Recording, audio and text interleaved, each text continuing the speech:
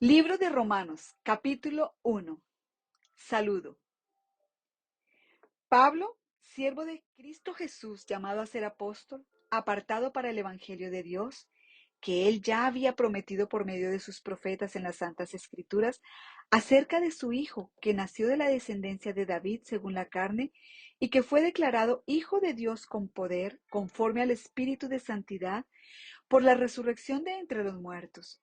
Nuestro Señor Jesucristo, por medio de quien hemos recibido la gracia y el apostolado para promover la obediencia a la fe entre todos los gentiles, por amor a su nombre, entre los cuales estáis también vosotros, llamados de Jesucristo, a todos los amados de Dios que están en Roma, llamados a ser santos, gracia a vosotros y paz de parte de Dios nuestro Padre y del Señor Jesucristo.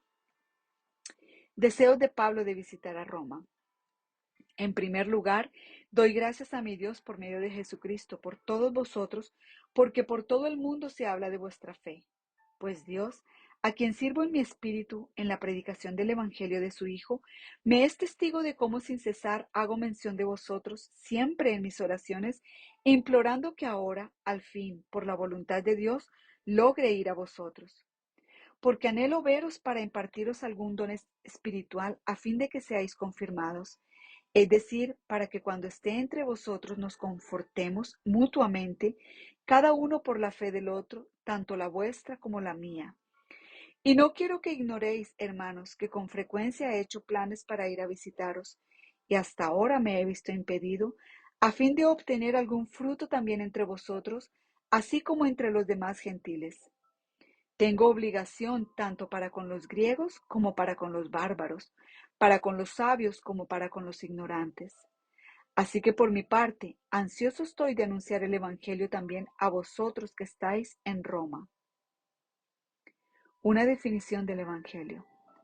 Porque no me avergüenzo del Evangelio, pues es el poder de Dios para la salvación de todo el que cree, del judío primeramente y también del griego.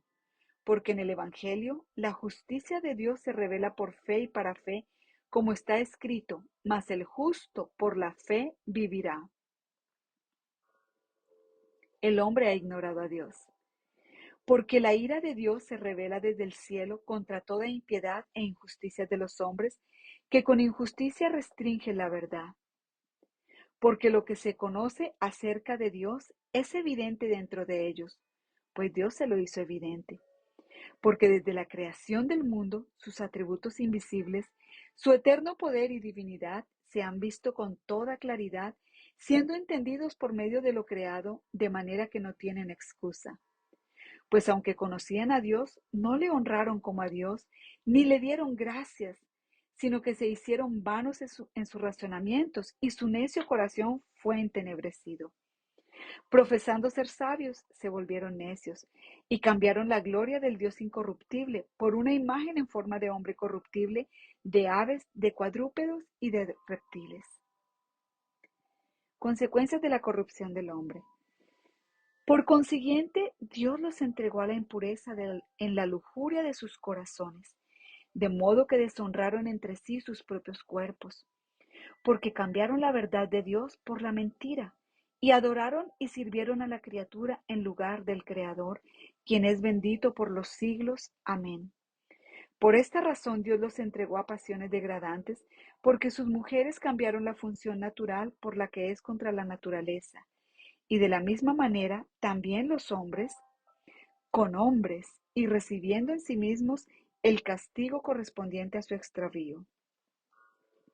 Y como ellos no tuvieron a bien reconocer a Dios, Dios los entregó a una mente depravada, para que hicieran las cosas que no convienen, estando llenos de toda injusticia, maldad, avaricia y malicia, colmados de envidia, homicidios, pleitos, engaños y malignidad, son chismosos, detractores, aborrecedores de Dios, insolentes, soberbios, jactanciosos, inventores de lo malo, desobedientes a los padres, sin entendimiento, indignos de confianza, sin amor, despiadados, los cuales, aunque conocen el decreto de Dios que los que practican tales cosas son dignos de muerte, no solo las hacen, sino que también dan su aprobación a los que las practican.